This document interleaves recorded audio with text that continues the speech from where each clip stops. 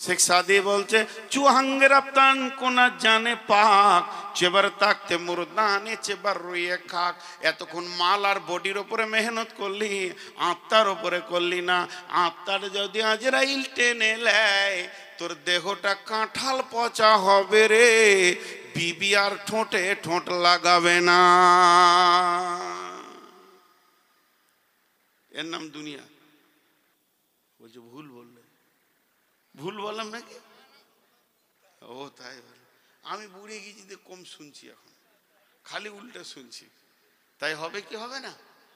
দেখেন শেখ সাদির কথা গেল, এবার চলেন আর একটা মুফাসসিরের কথা বলবো, দেখ কবি নজরুলের কথা বলবো। একটা মুফাসসির বলছে এটা একটা গাছ, গাছে একটা ডাল, মা বোনেরা মন্দির। মা বোনেরা আবার জানুয়ারি শুরু করলে নাকি? আছে। এটা একটা গাছ, এই গাছের একটা ডাল, এইটা একটা গাছ, গাছের একটা ডাল, এইখানে একটা লোক ঝুলছে, আর ওর পায়ের কাছে একটা ক্ষুধার্ত বাঘ খালি হাউ হাউ করে হুঙ্কার ছাড়ছে। আল্লাহ, বাঘকে বেশি ভয় না ইঁদুর বেশি ভয়? বাঘকে ভয়, ইঁদুরকে মানুষ তেরে দৌড়ে মেরে দেয়, বাঘের কাছে যাই না, তো বাঘকে বেশি ভয়। একবার করে দেখছে আর বলছে আল্লাহ কি করবো আল্লাহ, হাতটা যদি ছেড়ে দিয়ে হাত পা ভেঙেও বাঁচতো, বাঘের জন্য ছাড়তে পারছে না। দুইটা বাজু একদম অসার হয়ে গেছে, আর উঠতে পারছে না। তা উঠি বা লাভ কি হবে? যে ডালটা ধরে ঝুলছে ওই ডালের গোড়াটা আবার দুটো ইঁদুরে কাটছে। বাঘের থেকে ইঁদুর আবার ডবল কাজ চালাইছে এখন। জি, বাঘের থেকে ইঁদুর এখন ডবল কাজ চালাইছে, ইঁদুরে কাটছে কটকট করে। বলেন আপনারা মুখ খুলেন, ওই লোকটা হাসতে পারবে কি? ওকে যদি বলে কাল বউ দেখতে যেতে পারবে কি? ওই লোকটা সিডি টিভি দেখতে পারবে কি? ওই লোকটা জানুয়ারি করতে পারবে কি? কিছুই ভালো লাগবে না, খালি মদ চোখে দেখবে। তো উনি বলছেন এই ডালে আমরা সবাই চেপে আছি। গাছটার নাম আম গাছ, জাম গাছ, পেয়ারা গাছ, অর্জুন গাছ, নিম গাছ, শাল গাছ। এই গাছ ও গাছ নয়, গাছটার নাম হচ্ছে আয়ু। আয়ু নামে গাছে প্রত্যেকটি মানুষ আমরা চড়ে বসে আছি, নারী পুরুষ। ওই আয়ু নামে গাছের একটা ডালের নাম হচ্ছে বয়স। বয়সের ডাল ধরে আমরা ঝুলছি। আজরাইল প্রতিনিয়ত হুঙ্কার মারছে, আর আমার বয়সের ডালটা দুইটি ইঁদুরে কাটছে, একটা কালো ইঁদুর আর একটা সাদা ইঁদুর। সাদা ইঁদুর বলতে দিন, কালো ইঁদুর বলতে রাত। দিন রাত কটকট কটকট করে বয়স কেটে দিয়েছে। ও বন্ধু, তুমি কেমন করে আনন্দ করো, জুয়া খেলো, হাতে কি করে তাসের ঝালটা তোমার কাছে থাকে? তুমি জানো কি, তোমার নাকটা হচ্ছে তোমার করত, প্রতি সেকেন্ডে সে তোমার বয়স কাটতে রয়েছে। আল্লাহ তোমাকে হায়াত দিয়েছে, আর হায়াতের ডাল কাটার জন্যে একটা দুই মুখ করো তোমার চোখের সামনে লাগিয়ে দিয়েছে। নিঃশ্বাস নিলেও বয়স কাটছে, নিঃশ্বাস ফেললেও বয়স কাটছে। অতএব কেমন করে তুমি আনন্দ করো। আর আজি তুমবিল হায়াতি দুনিয়া মিনাল আখিরা ফামা মাতাউল হায়াতি দুনিয়া ফিল আখিরাতি ইল্লা কালিল। আর কি বুঝাবো? জি, তুমি সবই তো মেয়েদের করে, মেয়েরা বাদ নাকি? মেয়েরা মরবে না? অমর, অমর সবাই মরবে। এবার কবি নজরুল কি বলছে দেখেন। আপনাদের এই গ্রামের একটা ছেলে কুয়েতে থাকে, 20-25 বছরের পর এসেছে। টাকা ট্রাকে করে বইতে হবে, এত টাকা দিয়ে চাল্লাবে ট্রাকে। কোটি কোটি টাকা আল্লাহ কোথা থেকে দিয়েছে। যখন ঘর বানাবে জায়গা পছন্দ হচ্ছে না, কলকাতা, দিল্লি, চেন্নাই ঘুরে বেড়াচ্ছে খালি প্লেনে প্লেনে, জায়গা পছন্দ হচ্ছে না। কে বলেছে চোখ কাটোয়াতে জায়গা দেখি? নদী পার হতে গিয়ে বৈশাখ মাসে নদীটা ছোট হয়ে গিয়েছে, আর সাদা বালিটা দেখে বলছে এইটাই পছন্দ। জায়গাটা ঠিক করেছে পছন্দ, ইঞ্জিনিয়ারকে নিয়ে যে বলছে এইখানে মাপ, ঘর হবে, বাংলা হবে, গাড়ি ঘর হবে। ইঞ্জিনিয়ার বলছে ভাই এই জায়গাটা কেমন লাগছে না? বলছে তোর বাপের টাকা। এক কথায় ওকে চাবি মেরে দিল ওর মুখে। ওর প্রাইমারি স্কুল পার হয়ে স্কুলের মাস্টার পেরিয়ে যাচ্ছিল। কি সেলিম, কখন এলে বাবা? বলে 1 মাস হলো স্যার আসা। এখানে কি করছো? বলে বাড়ি বানাবো। এটা তো নদীর মানে। স্যার যান, আপনার বাপের টাকা লাগে। যে যা বলে তাকে একটাই উত্তর দেয়, তোর বাবার টাকা। হ্যাঁ, ওর টাকার গরম আর সহ্য হয়েছে না। কবি নজরুল বলছে, কার বুদ্ধি কেউ দিতে যাস না, যা কিছু করবো। একটা কবিতা শুনিয়ে দেওয়া। নদীর একুল ভাঙে অকুল করে, এই তো নদীর খেলা রে ভাই, এই তো বিধির খেলা।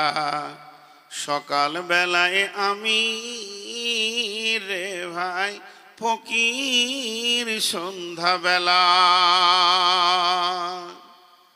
নদীর একুল ভাঙে অকুল করে, এই তো নদীর খেলা রে ভাই, এই তো বিধির খেলা। সকাল বেলায় আমি রে ভাই ফকির সন্ধ্যা বেলা। মনরে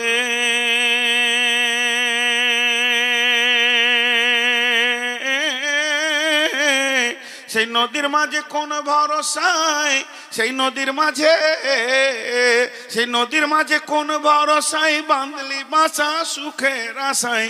যখন ধরলো ভাঙন পেলি না তুই পারে যাবার ভেলা। এই তো নদীর খেলা রে ভাই, এই তো বিধির খেলা।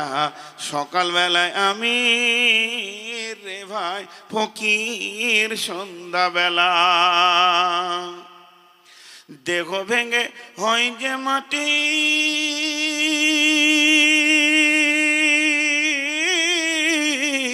দেহ ভেঙে, দেহ ভেঙে হয় যে মাটি, মাটিতে হয় দেহ। যে কুমারে গরল দেহ তারে খোঁজ লিলি না কেহ। রাতে রাজা সাজে নাট মহলে, দিনে ভিক্ষা মেঘে পথে চলে।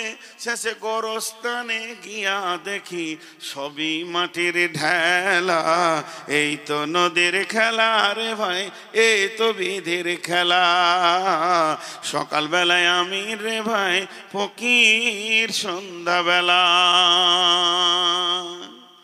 কখন তুমি হও উদাসী শান সারো বেশে, আবার দেখে হও কয়েদি লইয়া কাফন ভেসে। ভাঙা গড়ার পৃথিবীতে আসা যাওয়ার খেলা রে ভাই, জোয়ার ভাটার খেলা। এই তো নদীর খেলা রে ভাই, এই তো বিধির খেলা। সকালবেলায় আমি রে ভাই ফকির সন্ধ্যাবেলা। বুঝাতে পারলাম? একবার হানা বলেন। আজ খুব কষ্ট পেয়েছি। মাইকম্যান রেগে যাবার আমার উপরে, লাঠি। বেশ কিছু মাইকম্যান আছে আমাকে খুঁজে বেড়াচ্ছে, খালি একা পেলেই মেরে শেষ করে দেবে। এ মাইকগুলো জালসার মাইক নয়। মাইক ছিল 4 দিন আগে, মাইক ছাড়তে মন ছিল না। আমরা মাইক খাই তো, এটা আমাদের খাবার। কি বললাম? তাহলে আলামে আরওয়া আত্মজগৎ থেকে ধীরে ধীরে মায়ের পেটে এলাম। মায়ের পেটে আমি কি পেলাম? দেহটা পেয়ে গেলাম। এই দেহ নিয়ে আমি দুনিয়া করতে শুরু করলাম। আল্লাহ তাবারাক ওয়া তাআলা বলছেন, খবরদার, আমি দুনিয়া করার জন্য তোমাকে যে যে লিস্ট দিয়েছি সেই কাজগুলো তুমি ঠিক ঠিক ঠিক ঠিক করে আমার কাছে ফিরে আসবে। ইন্না ইলাইনা ইয়াবাহুম সুম্মা ইন্না আলাইনা হিসাবাহুম। খবরদার, আমার কথার বাইরে এক পা ফেলবে না। ভাইরা আমার, আপনার মসজিদে আমি ইমাম। একটা ছেলেকে ডাকলাম, বাবা রফিকুল শোনো, তোমাকে 500 টাকা দিলাম, 5000 টাকা দিলাম, একটা গাড়ি আছে, অমুক হাজির বাড়িতে আব্দুল সালামের বাড়িতে গাড়িটা নিয়ে নাও, হুন্ডা গাড়ি আছে, ওই গাড়িটা নিয়ে তুমি সোজা চলে যাও কোথায়, করিমপুরে চলে যাও। এই মালগুলোকে তুমি কিনে নেবে, ব্যাগে ভরে নিয়ে মাল নিয়ে চলে আসবে। আসার সময় তুমি গাড়িটা রেখে দেবে আবুল কালামের ঘরে, যাওয়ার সময় আব্দুল সালামের কাছে নেবে, আসার সময় আবুল কালামের ঘরে রেখে দেবে। তারপরে তুমি মাল আর টাকার সময় সব কিছু হিসাব আমাকে বুঝিয়ে দেবে।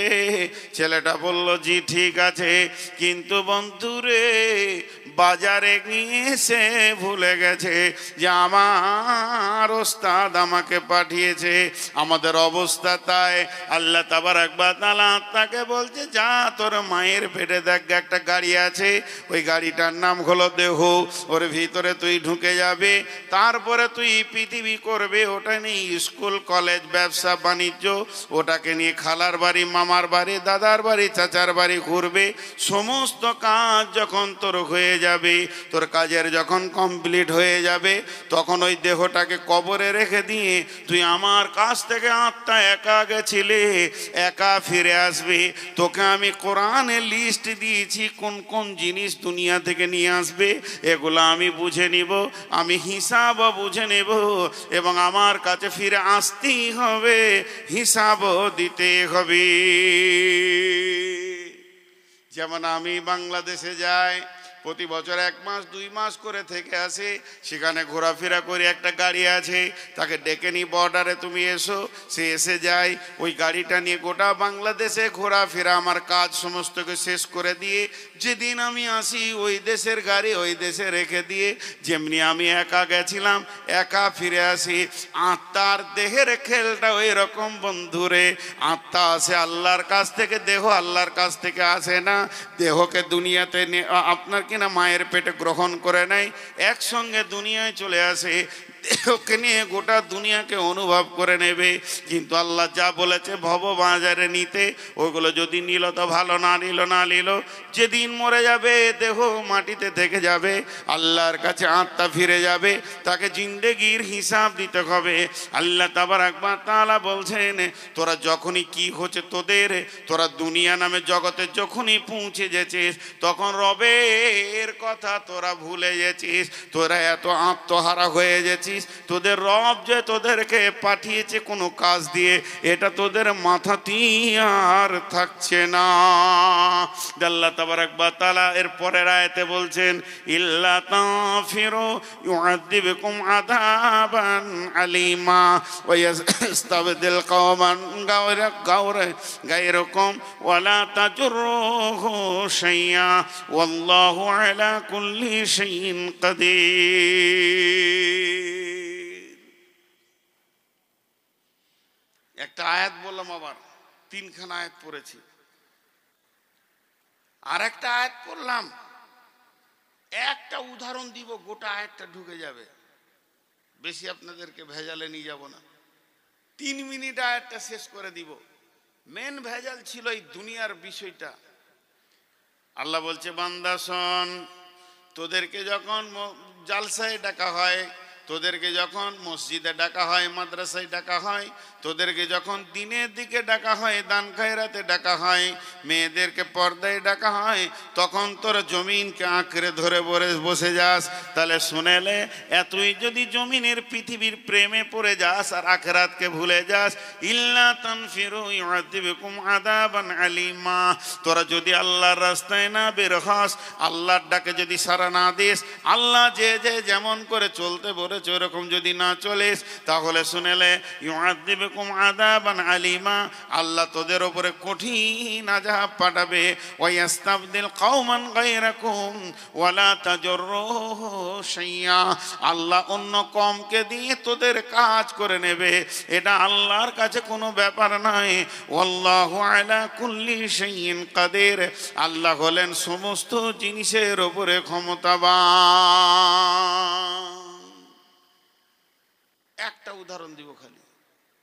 হাজি সাহেব 2টো গরু কিনে নিয়ে এসছে, গরু চাষ করবে না, শুয়ে গেছে, ধরে জবাই করে জালসার দিন বিক্রি করে দিল। তা বলে কি চাষ বন্ধ হয়ে যাবে? না, অন্য গরু নিয়ে করবে, অন্য গরু নিয়ে করবে। আল্লাহ বলছে তোদেরকে আমি দায়িত্ব দিয়েছিলাম, তৈরি কর, মসজিদ তৈরি কর, মাদ্রাসা তৈরি কর, কোরআনের প্রচার কর, তবলিগ কর, গোরস্থান রেডি কর। এটা তো আসল জায়গা রে ভাই, ওটা তো আসল জায়গা। কিন্তু এগুলো তোরা যদি না করিস তাহলে আযাবে আলিম তোদেরকে দেওয়া হবে। তোদের পরিবর্তে অন্য কম কি দিয়ে দিনের কাজ করে নেওয়া হবে, এটা আল্লাহর কাছে কোনো ব্যাপারই নেই, কিচ্ছুই নেই আল্লাহর কাছে, এটা ছোট্ট জিনিস। আল্লাহ এরপরে কি বলছেন, ইল্লা তানসুরুহু ফাকাদ নাসারাহুল্লাহু ইদ আখরাজাহুল্লাযীনা কাফারু সানিয়া ইসনাইনি ইদ হুমা ফিল গার ইদ ইয়াকুলু লিসাহিবিহি লা তাহজান ইন্নাল্লাহা মা'ানা ফাআনজালাল্লাহু সাকিনাতাহু আলাইহি ওয়া আইয়াদাহু বিজুনুদিন লাম তারাওহা ওয়া জা'আলা কালিমাতাল্লাযীনা কাফারুস সুফলা ওয়া কালিমাতুল্লাহি হিয়াল উলিয়া ওয়াল্লাহু আজিজুন হাকীম। ভাইরা আমার, আছেন তো গোটা 10, এটি যদি 6টা দাঁড়িয়ে যান, প্রথম থেকে ক্ষত দিল নিয়ে বকছি, কিছু বলার নাই। কিন্তু আপনারা যে আমার কাছে কম দামি তা নন, তাহলে আমি বক্তব্য করতাম না। অনেক অনেক অনেক দামি। অতএব সবাই যদি চলেই যান তা আমি আর বসে থেকে কি করি? জি, এক এক করে যেতে শুরু করেছেন। আর জালসা কমিটি দেখেন এখানে উদ্দেশ্য লিখে দিয়েছে গোরস্থানের উন্নতি কল্পে। তো গোরস্থানের উন্নতি করার বুদ্ধি আর জানে না, পিস্তল লাগবে, প্রতিদিন মারো আর গোরস্থানে ভরো, উন্নতি তো হবেই। গোরস্থানের উন্নতি তো একটাই রাস্তা। এক বকিলের কাছে টাকা চাইতে গেছি, জানেন, বলছে বাপ কিছু চাঁদা দাও। বলে কি হবে? বলে গোরস্থান ঘেরবো। বকিলু 1 টাকা দিবে না, তো বলছে গোরস্থান ঘেরবো, টাকা দাও। তো উত্তরে বলছে গোরস্থান তো ঘেরাই আছে। বলে কি করে ঘেরা আছে? বলে যে বাইরে আছে সে যেতে চাইছে না, আর যে ভেতর আছে সে জীবনও আসবে না। দেখেন কত সুন্দর ঘেরা। বাইরে যতজন জীবিত আছে কেউ কবরে যেতে চাইছে না, আর যারা চলে গেছে কোনোদিন আসবে না। তুই জমি চাষ কর, তোর বাপ আর দখল নিবে না, আমি গ্যারেন্টি দিচ্ছি। খুব সুন্দর কথা। টাকার কথা বললে বাকি কটা উঠে যাবে, আমি ওই ভয়ে টাকার কথা বলছি না। শুধু টাকার পাশে গেছি তাতেই 4 আনা চলে গেল। আর কমিটি বলছে 1,25,000 কালেকশন করতে হবে। হাজি খানের জমির দাম কত? যে গোরস্থানটা আপনাদের আছে ওখানকার জমির দাম কত? 10 লাখ টাকা বিঘে। অনেক দাম তাহলে আপনাদের। আমাদের গোরস্থান যেখানে আছে ওখানে 6 লাখ টাকাও লাগে। তো যাই হোক, বয়ান তো আমি ছাড়িনি, কিন্তু আপনারা যদি উঠতে শুরু করেন, আমি 3 জনকে নিয়ে তো থাকা যায় না। এক খেপা বলে আল্লাহ তুমি বান দাও, গোটা দুনিয়ার লোক সব মরে যাক, একজনা যেন না থাকে। তাল গাছের মাথায় মাথায় পানি দাও, আমি আর সর্দারে বিটি থাকলেই হবে। এদিকে হুঁশ ঠিক আছে। তো আমার অবস্থা তাই, সব চলে যাক আর তুমি আর আমি থাকলেই হবে, মাইক আর বক্তা থাকলেই হবে। মা বোনেরা আমার, আপনাদের কাছে যে ব্যবস্থা রয়েছে, যার কাছে যা আছে 10, 20, 50 দিয়ে দেন। আপনারা আমাকে 5টা মিনিট টাইম দেন, উঠিয়েন না। আমি আয়াতের তর্জমার দিকে আর গেলাম না। যদি কোনো আল্লাহর গোলাম আছেন 1-2 হাজার টাকা দেনেওয়ালা, তা আল্লাহর হস্তে একবার হাতটা বাড়ান। আর আমি ভাবলাম অনেক লোক, আমি 100-200 পিস বই দিয়ে চলে এসেছি, তো লোক তো নেই। আর আমার বইয়ের কথা আপনাদেরকে বলেও লাভ নেই। যদি 20টা টাকা আমার একটা বইয়ের দাম, যদি কেউ নেন তো নেবেন, না নেন না নেবেন। আল্লাহর রহমতে চলছে সভা, কালকে সভা আছে আমার, কথা বলা লক্ষ্মীপুর ইনশাআল্লাহ। কেউ আছেন আল্লাহর বান্দা? কেউ আছেন? যে পাড়াই হোক, টাকা যে দেবেন নিয়ত করেন। আমি পড়তে পারবো না, চশমা নিতে হবে, খুব মুশকিল। রফিকুল শেখ নাকি রাকিবুল, এই তো বিপদে পড়ো, কানে বলে দিয়েন খালি রাকিবুল 3000 টাকা, রাকিবুল শেখ 3000 টাকা। আর কেউ আছেন ভাই আমার? আমার সম্মানটা রাখার জন্য কত কষ্ট করে ছিল এতক্ষণ। জি ভাই, কেউ আল্লাহর গোলাম আছেন 1-2 হাজার টাকা দেনওয়ালা? 5-7টা মিনিট চেয়েছি, তার মধ্যে 1 মিনিট গেল, আর 6 মিনিট। উঠিয়ে না, একসঙ্গে দোয়া পড়েই ছাড়বো। আল্লাহর গোলাম কেউ আছেন 1-2 হাজার টাকা দেনেওয়ালা? রসুলের উম্মত, আল্লাহর গোলাম, আল্লাহর ওয়াস্তে আল্লাহর ভালোবাসাকে সামনে রেখে সেই কবরে তো যেতেই হবে সকলকে। মা বোনেরা আপনাদের কাছে যার কাছে যা আছে 10, 20, 50 চাদরে হোক, যেভাবে আপনাদের সিস্টেমিট করা আছে ওইভাবে দিয়ে দেন। জি মাশাআল্লাহ। কেউ আছেন? ও হজ উমরার উপরে মক্কা মদিনার ফজিলত। হ্যাঁ, ফাহাদ্দিস শেখ, ফাহাদ্দিস মুহাদ্দিস, ফাহাদ্দিস মানে তুমি বলতে থাকো, খুব ভালো কোরআনের আয়াত। তো ফাহাদ্দিস মানে তুমি বলতে থাকো, আল্লাহর প্রশংসা তুমি বলতে থাকো, রসুলকে বলা হয়েছিল। তো উনি কত 300 টাকা না 3000, মাশাআল্লাহ। দেখেন ইনিও 3000 দিলেন, আল্লাহ ইনার ইজ্জতকে উপরে করুন, এবং যে কবরের জন্য দিচ্ছে সেই কবরকে কুশাদা করে দেন, আল্লাহ কবরের আযাবকে মাফ করেন।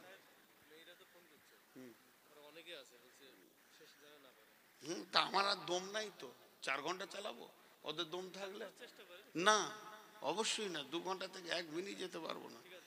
হ্যাঁ মা বোনেরা আপনারা টাকা দেন তো, 5 লাখ টাকা পাঠান, কানে নাকের কটা খুলে দেন, আর 10 মিনিট চালিয়ে দিছি না। আছেন কেউ 5000 টাকা, 2000, 1000 দেনেওয়ালা?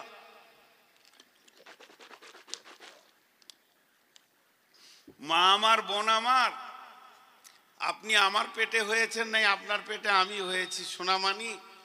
চোখের সামনে লোক উঠে গেলে তখন আর বায়ানের তাসির থাকে না, কেটে যায়। আর আপনারা তো পর্দার মানুষ, আর আমি তো আর হাফেজ নজরুল লয়। চোখ বন্ধ যদি অন্ধ হতাম তো একজনাও না থাকলে চালিয়ে যেতাম সুর করে, অসুবিধা ছিল না। তবে এখন আমি ডায়াবেটিসের রোগী, তারপরও নিয়ত করেছি 2 ঘন্টার নিচে উঠবো না ইনশাআল্লাহ।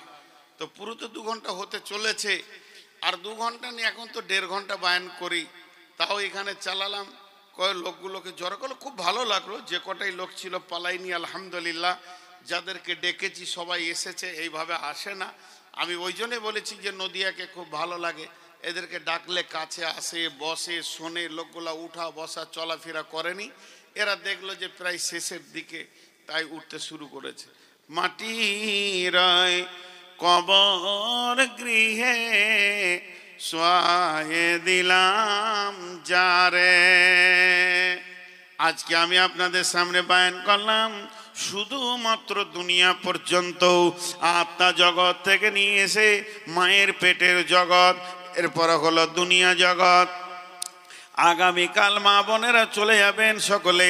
আগামীকালকে নিয়ত করছি কবর দিয়ে শুরু করব, কারণ এরপরে জগৎটা শুরু করব। যদি আপনারা যাবেন তো শুনতে পাবেন, মা আমার, বোন আমার, কবর এমন একটি জায়গা, একবার যে শুয়ে যায় দ্বিতীয়বার আর সে উঠে আসে না। মাটির ওই কবর গৃহে শোয়ায়ে দিলাম যারে। নবী রাসূল সাহাবা ইমাম আল্লাহর ওলি যত আছেন শুয়া কবর গৃহে, লক্ষ কোটি শত ডাকলেও শত কেউ কখনো আসবে না। হায় মাটির বিছানা ছেড়ে, মাটির কবর গৃহে শোয়ায়ে দিলাম যারে। নবী রাসূল সাহাবা ইমাম আল্লাহর ওলি যত আছেন শুয়া কবর গৃহে, লক্ষ কোটি শত ডাকলে শত কেউ কখনো আসবে না। হায় মাটির বিছানা ছেড়ে, মাটির ওই কবর গৃহে শোয়ায়ে দিলাম যারে।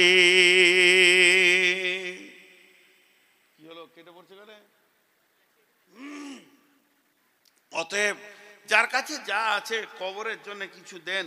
গোরস্থান এমন একটা জায়গা, সেটাই তো আসল জায়গা। সকলকে একে একে একে একে সেখানে চলে যেতে হয়। এই মোর হাতে কোদাল ধরিয়া কঠিন মাটির তলে কারিয়া দিয়েছি কত সোনামুখ নয় চোখের জলে, মাটিরে আমি বড় ভালোবাসি, মাটিতে মিশাইয়া বুক।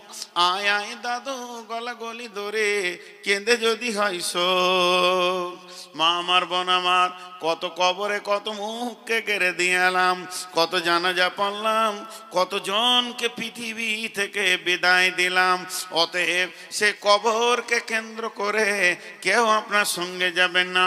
আল্লাহ নবী বলছেন ইত্তেবাউল মাইয়িতা সালাসাতুন ফায়ারজিআনি ইসনানি ওয়া ইয়াবকা মাহু ওয়াহিদুন। ইত্তেবাহু আহলুহু মালুহু ওয়ালাদুহু ওয়া আমালুহু ফায়ারজিআনি ইসনানি আহলুহু মালুহু ওয়া ইয়াবকা মাহু ওয়াহিদুন আমালুহু। আল্লাহ নবী বলছেন মানুষের জানাজার খাটটা যখন যায় তার সঙ্গে তিনটে জিনিস যায়, দুইটি জিনিস ফিরে আসে, একটা জিনিস সঙ্গে চলে যায়। ধরনীর বুকে যত আশার রচিন সম্পদ যত তোমারই মাটিতে মিশাইয়া যাবে হায় আমার দেহের মতো। একটি সকাল একটি বিকাল কাটেনি যাদের ছাড়া, ভাবিতে পারিনি কেমনেতে হায় পর হয়ে যাবে আজ তারা। যেমনি একা একই আসিনু হিতায় একা একই যাব বিদায় কালে পথের সাথী কোথায় গো পাব। আল্লাহ তাবারাক ওয়া তাআলা একাই এনেছেন একাই নিয়ে যাবেন। কতজনে এসে স্নেহ মমতায় ডাকিবে নামটি ধরে, কত বন্ধুর স্মৃতির অশ্রু ঝরিবে তোমার পরে। সারা নাহি পেয়ে ফিরে যাবে তারা আমাকে পেছনে রেখে, তুমি হাসিবে সবারে কাঁদায়া সবার অশ্রু মেখে। দেন কিছু দেন আল্লাহর রাস্তে। একদম 12:30 বেজে গেল, 24 সাল ঢুকে গেল। 23 সাল থেকে 24 সাল কঠিন ব্যাপার জলসা করা, দুটি বছর, 4টিখানি ব্যাপার। হ্যাঁ, আল্লাহ আমাদের সকলকে কবুল করুন। সকলে যে যার কাছে যত কটা চেপে দিয়ে দেন বিসমিল্লাহ বলে দেন। 10টা টাকা হলো দেন, যে কটা আছেন 10টা টাকাও দেন রে ভাই। দিবে কেন? বাঁশ দিয়ে দিয়েছে, বাঁশ দিয়েছে। হ্যাঁ, যে টাকাদেরকে দিয়া যায় যাচ্ছে, যারা দেয় তারা ভুল করেছে। বাঁশ কেউ মাঝে দেয় গো। আল্লাহ আমাদের সকলের দানকে কবুল করুন, আল্লাহ আমাদের জান মালকে কবুল করুন। 200 টাকা কে? 200 টাকা নিয়ে কি করুন? জাযাকাল্লাহ, মাশাআল্লাহ। আরো 100 টাকা, মাশাআল্লাহ। আর কেউ আছেন? দেন। খুব ভালো লাগলো আপনাদের, মাশাআল্লাহ। গুটাও, তোমরা গুটাও, এই কটা আমি গুটাবো। বই আছে 20 টাকা করে দাম, খালারা যদি 20 টাকা করে কিনেন তো আলহামদুলিল্লাহ। এই দাও 20 টাকা করে। মা বোনেরা, আমি তোমাদের পেটের ভিতরে যে পুতলাটা তৈরি করি, এটা মা বাপের শুক্রাণু এবং ডিম্বাণুর ভিতর থেকে আস্তে আস্তে ওটা বীর্যটা রক্তপিণ্ড, তার ভিতর থেকে আস্তে আস্তে চোখ কান, একটা পুতুল, একটা সুন্দর অবয়ব পরিপূর্ণ রূপ হতে 120 দিন লাগে। 120 দিন লাগে। 40 দিনে 3 রকম পরিবর্তন ঘটে যায়। যখন ওটা 120 দিনে পুরো পুতুলটা তৈরি হয়ে যায়, তখন আমার আল্লাহ ফেরেশতার মাধ্যম দিয়ে ওই গোডাউন থেকে জান্নাতুল ফেরদাউসের ভিতরে যে গোডাউনটা আছে, আদমের পিঠ থেকে যে আত্মাগুলো বের করেছে, ওই একটা আত্মাকে বলে চলে যা, তুই সিধা চলে যা নদিয়াতে, দেখা অমুক গ্রামে এক মহিলার পেটে একটা লাশ পড়ে আছে, জীবিত নয়, ওটা একটা পুতুল পড়ে আছে। এই পুতুলটার ভিতরেই তোমাকে থাকতে হবে। তাকে ফেরেশতা এসে সেখানে দিয়ে চলে যায়। আত্মাটা এসে প্রথমেই লাশ দেখে, তারপরে তার ভিতরে ঢুকে যায়।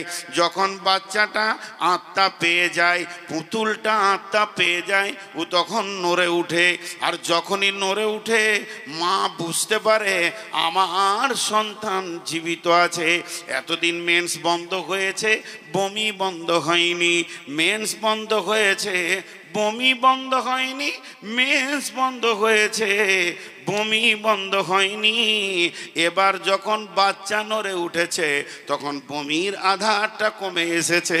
তার কারণ ওই মেন্সটাকে বাচ্চার খাবারে পরিণত করা হয়েছে নাভির মাধ্যম দিয়ে। অতএব মা বাচ্চা আস্তে আস্তে বড় হতে লাগলো। যেদিন ওর পরিপূর্ণ দিনগুলি হয়ে গেল, আল্লাহ যতদিন ওকে ওই পেটের জগতে রাখবে, এবার ধীরে ধীরে সুম্মা সাবিলা ইয়াসারা, প্রসব যন্ত্রণা উঠবে, পৃথিবীর বুকে সে চলে আসবে। তখন গাছ আলাদা, ফল আলাদা হয়ে যাবে, নাভিটা কাটা পড়ে যাবে, ফলের সঙ্গে আর গাছের সম্পর্ক থাকবে না।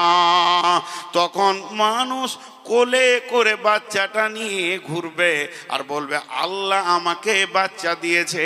তার কারণ ওই আত্মাটা আল্লাহ দিয়েছিল। যদি আত্মাটা আল্লাহ না দিত তাহলে ওই বাচ্চাটা 3-4 মাসের পর আত্মা না পেলে পচে যেত, গলে যেত, সরে যেত, পড়ে যেত, নষ্ট হয়ে যেত। এরই নাম বাচ্চা নষ্ট হয়ে যাওয়া, কারণ তাকে আত্মা দেওয়া হয়নি। আবার অনেকে মায়ের পেটে আত্মা দিয়ে আবার মায়ের পেট থেকে আজরাইলকে দিয়ে তুলে নেওয়া হয়। সেই বাচ্চাটা নড়ার পরেও মারা যায়, এমনও ঘটনা ঘটে। তার মানে হচ্ছে আমার বডির ভিতরে দুটি জিনিস আছে, একটা হলো আমার দেহ, একটা হলো আমার আত্মা। যদি আমার আত্মা না থাকতো তো দেহ পৃথিবীতে আসতো না। অতএব আত্মাটার নামই হচ্ছে নূর মোহাম্মদ, এটা দেহটার নাম নূর মোহাম্মদ নয়।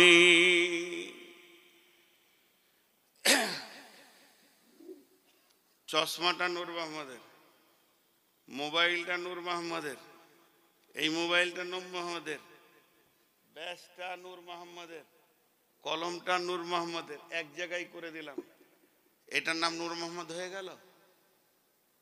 কথা বলে না। নূর মোহাম্মদ কেউ আছে যার এই মালগুলো, কথা বুঝতে পেরেছেন?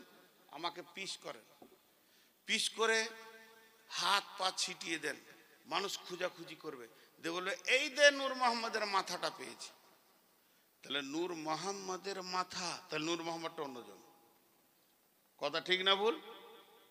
এক্ষুনি বন্যা হয়ে গেল, কিবা বড় সাইক্লোন হয়ে গেল, 25-30টা লাশ পড়ে আছে, আমার লাশটা দেখলে কি বলবে? কার লাশ? নূর মোহাম্মদের লাশ। তাহলে আমি আর আমার দেহ আলাদা। এটা আপনারা আমার দেহকে দেখছেন, আমাকে দেখতে পাননি। তাহলে আত্মা কে দেন? আপনারা খুব শীতে মুখ খুলতে পারছেন না, আর এলাকায় জালসা 10টায় শেষ হয়, কিন্তু আমি ভ্যান ভ্যান করছি, এই জন্য আগে বলছেন না। আত্মা কে দেন? আল্লাহ। যেহেতু আত্মার মালিক যখন আল্লাহ, তো দেহর মালিক ও আল্লাহ, বিধায় আত্মা যখন আল্লাহ দিয়েছেন তো সন্তান কে দেন? আল্লাহ। তা মায়ের পেটটা হলো গ্যারেজ। চলেন এবার দুনিয়া নিয়ে বলবো। বিসমিল্লাহির রহমানির রহিম। ইয়া আইয়ুহাল্লাযীনা আমানু মা লাকুম ইযা ক্বিলা লাকুম ইনফিরু ফী সাবিলিল্লাহি ইসতাকালতুম ইলাল আরদি আরাদিতুম বিল হায়াতিদ দুনিয়া মিনাল আখিরা ফামা মাতাউল হায়াতিদ দুনিয়া ফিল আখিরাতি ইল্লা কালিল।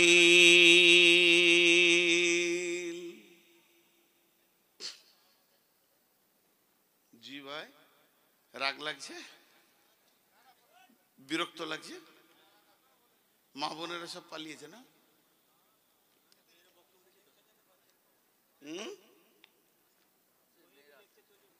ও, ওখানে আলাদা বক্তা আছে।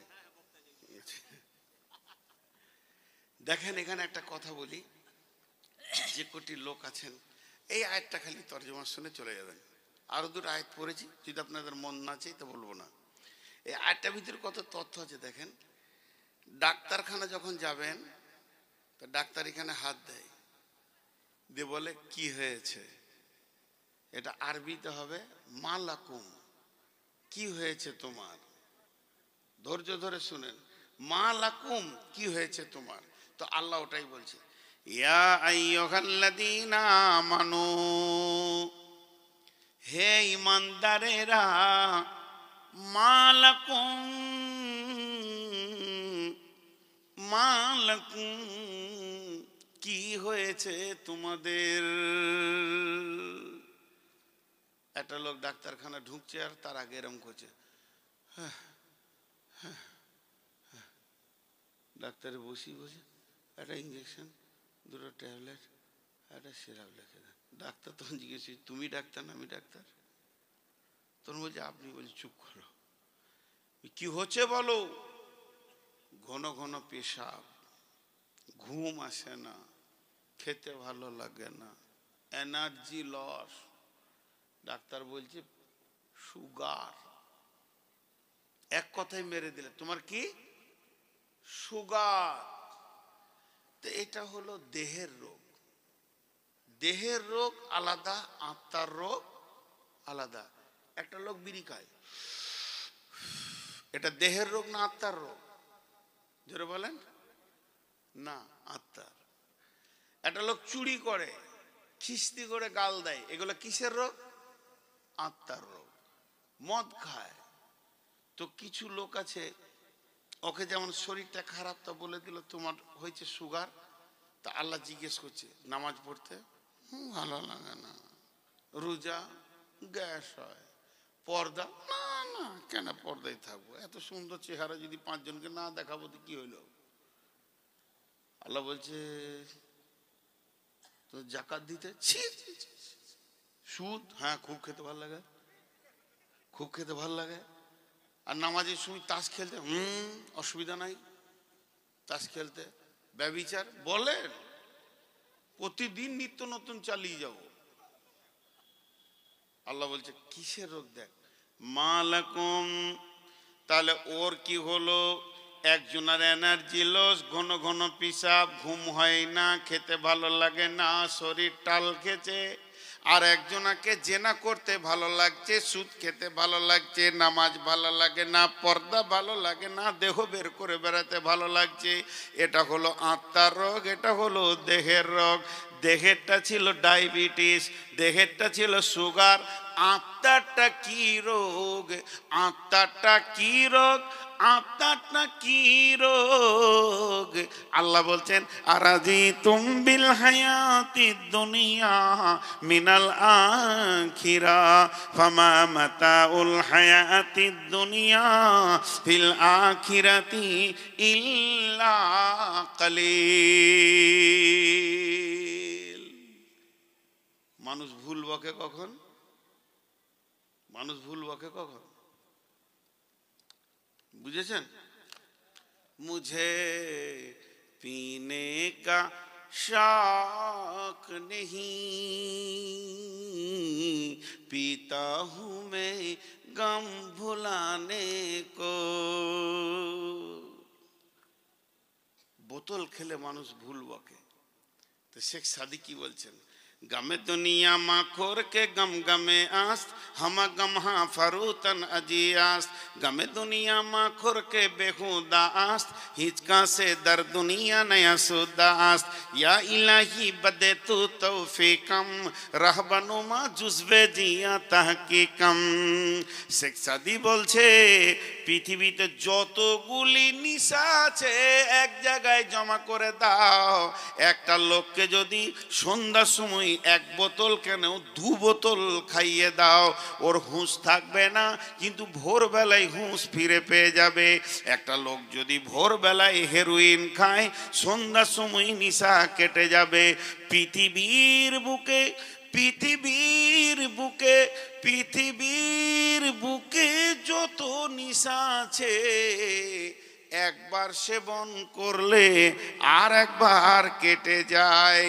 কিন্তু এমন একটি নিশা আছে, ওই নিশাটা মাতালে খায়, চোরে খায়, লম্পটে খায়, দাগাবাজে খায়, সুদারুতে খায়, জুয়ারিতে খায়, মলবিতে খায়, মৌলানাতে খায়, মুফতি খায়, মহাদ্দিস খায়, মাস্টার খায়, ডাক্তার খায়, ইঞ্জিনিয়ার খায়, পৃথিবীর সব মানুষ খায়। আর ওই নিশাটা এত কঠিন নিশা, ওটা কাটাবার কোনো সময়সীমা নাই। ওটা একমাত্র কাটাতে পারবে যে ফেরেশতা, ওরই নাম আজরাইল। সেই নিশাটার নাম বলতে পারবেন? হ্যাঁ, আখ। ঘুমের ঘরে ভুল বকছেন নাকি? একজনা ট্রেনে শুয়েছিল, বলছে পুরি তরকারি, পুরি তরকারি, বলছে দে তো 5 ডজন, প্যাট ভরে খেয়ে নিয়েছে। এসে বলছে পয়সা দাও। বলে কিসের পয়সা? তুমিই তো বললে সরকারি পুরি। কি বলছে? অত জোর চিল্লাইছে, নিজের বউকে ডাকতে গেলে অত জোর চিল্লাইতে হয়? কোন গাধারে রাতে বউ ডাকছে, তা আবার চিল্লাইছে। হ্যাঁ দেখো তো, আমি যে কথা আপনাদেরকে বলছি, সেই নিশাটার নাম জানেন? আমিও খাই। আমি মাইকে বলছি, আমি নূর মোহাম্মদের নিশাটা খাই। থ্যাম্বেল যদি দেখতে পাই কালকে, যে মদের বোতল মুখে লাগানো আছে, ইউটিউবার কাউকে ছাড়বো না। সে নিশাটা কি জানেন? খুব ভালো করে শুনেন। ওই নিশাটা সবাই খায়। একটা খালি স্বপ্নের কথা বলে দিলেই বুঝে নেবেন। একটা ছেলে, গুলজার অবস্থায় পড়েছিলাম, গুলসেতাতে পড়েছিলাম। একটা ছেলে তার শিক্ষককে এসে বলছেন, হুজুর আমি রাত্রিবেলায় একটা স্বপ্ন দেখলাম, স্বপ্নের মানেটা বুঝতে পারছি না, শুধু আপনার কাছে বুঝতে এসেছি, আপনি যদি একটু বুঝিয়ে দেন তো স্বপ্নটা বুঝতে পারবো। তো বলছে কি দেখেছো বাবা? বলে আমি একটা বস্তা ধরে দাঁড়িয়ে আছি,